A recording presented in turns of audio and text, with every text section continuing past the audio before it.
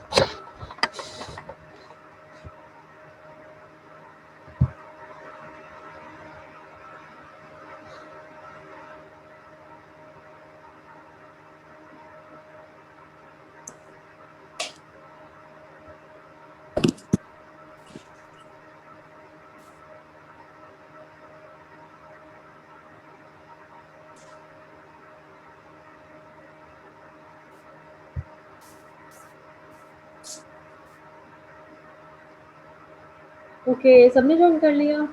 I think रुबाब रहती है अभी।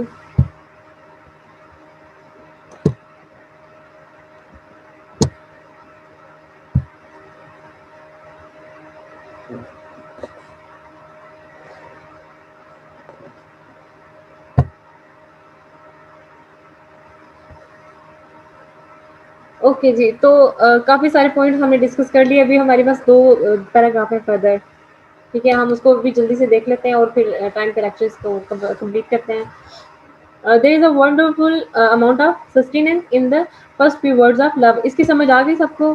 रिपीट करने की ज़रूरत तो Yes, नहीं ma'am. है? No, ma'am.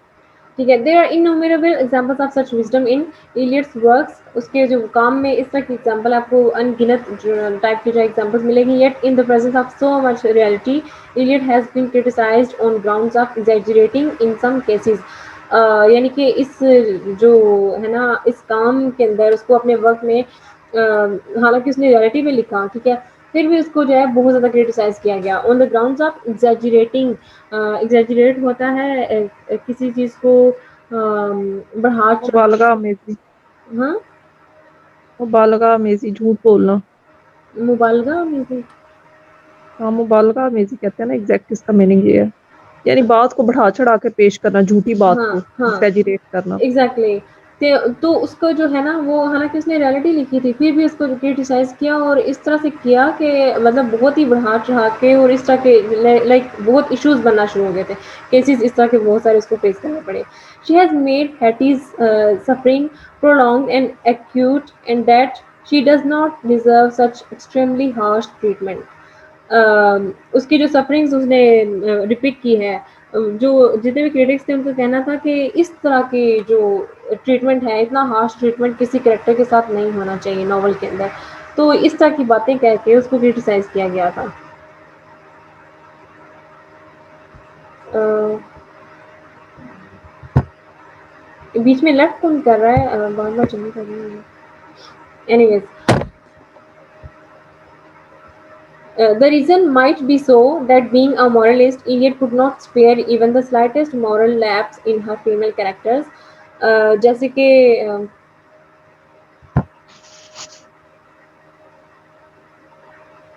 रिमशा भी आपने अभी ज्वाइन की है? कल ही अपडेट कर दी थी शायद।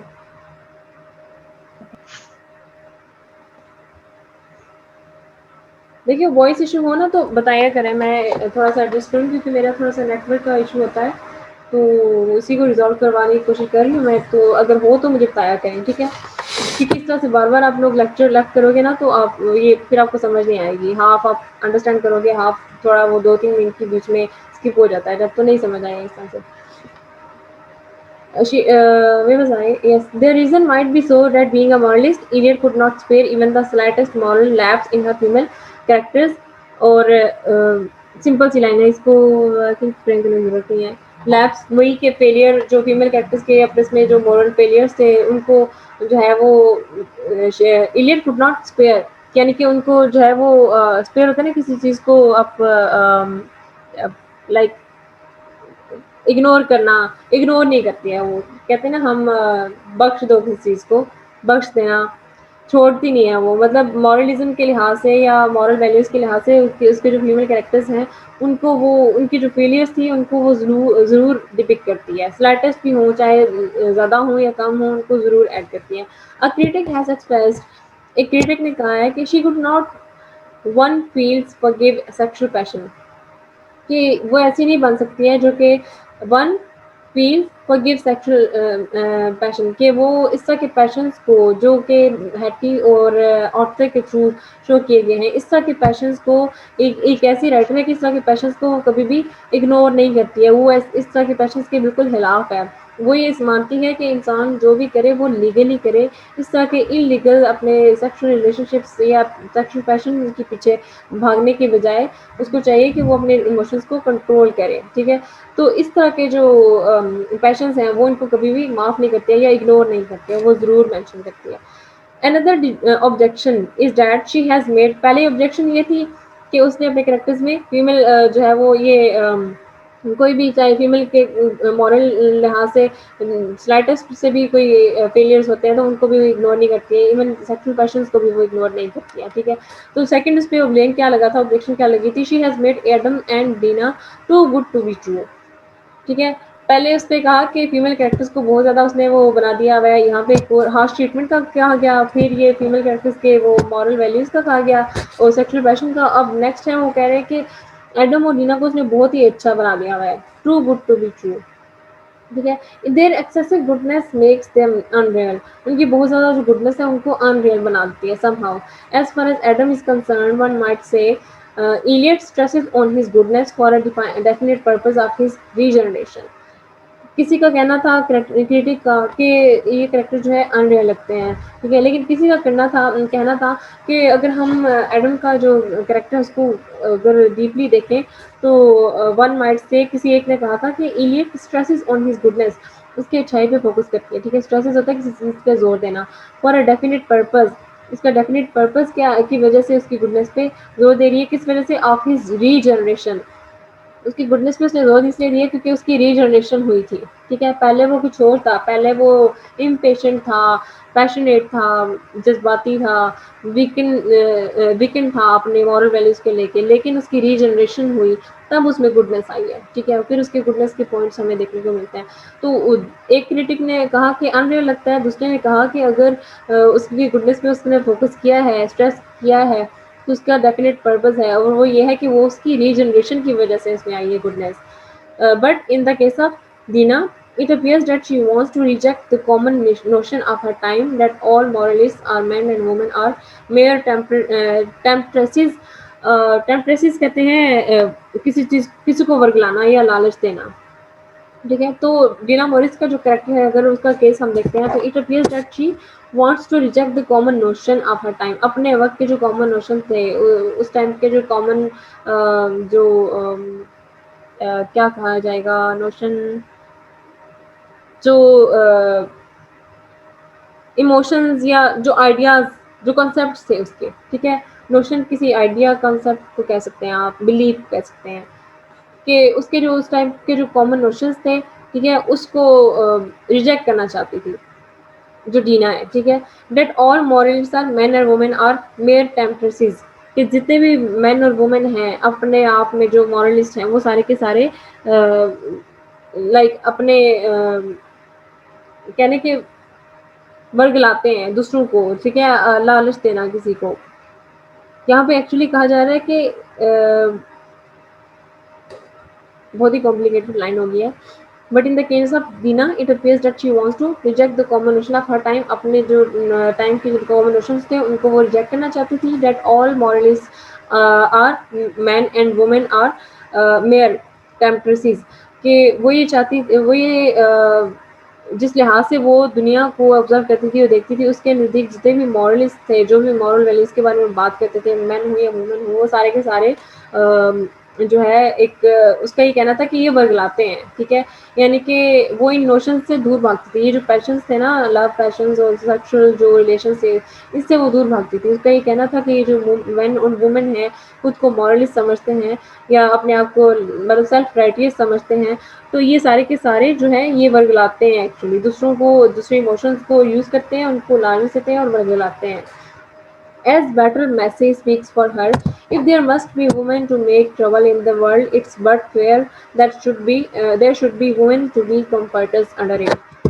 ये इसको स्किप करते हैं, ये लाइन बेशक ना ऐड करें आप। In the long run, George Eliot's wisdom, intellect and imagination does not go far from reality. उसके जो नॉवल के अंदर है, आपको रियलिटी से हट के कुछ नहीं मिलेगा, रियलिटी ही मिलेगी। And her insight into human nature brings the truth about ourselves in front of us.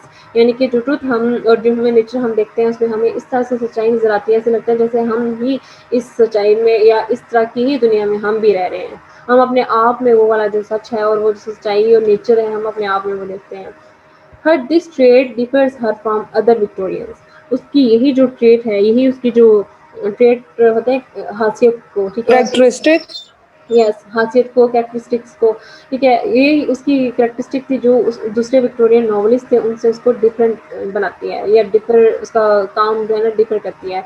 And makes her first in the crew of modern novelist, और उसको फर्स्ट मेक्स हर फर्स्ट के एक ऐसी फर्स्ट नॉवलिस्ट थी जो कि modern novelist के लिहाज से उनमें जो है वो उनकी लाइन में समझा जाता था इसको, ठीक है, मॉडर्न नॉवलिस्ट की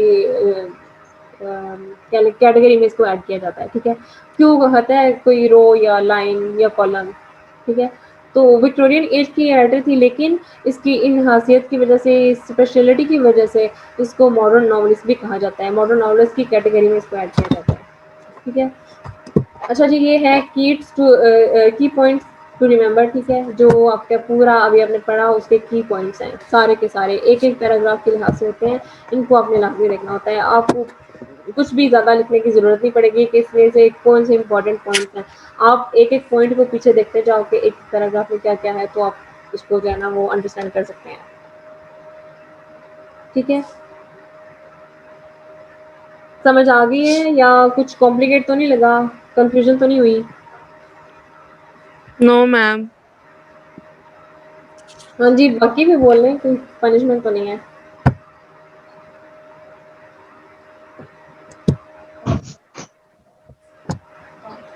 अच्छा, आप में से किस-किस ने पढ़ी है ये इसकी समरी अभी तक? नो मैम, अभी नहीं पढ़ी। अभी नहीं पढ़ी है? नहीं पढ़ी। मैम अभी नहीं पढ़ी। क्यों? मैम जो करंट नोट्स पे है वो पढ़ी थी। अच्छा।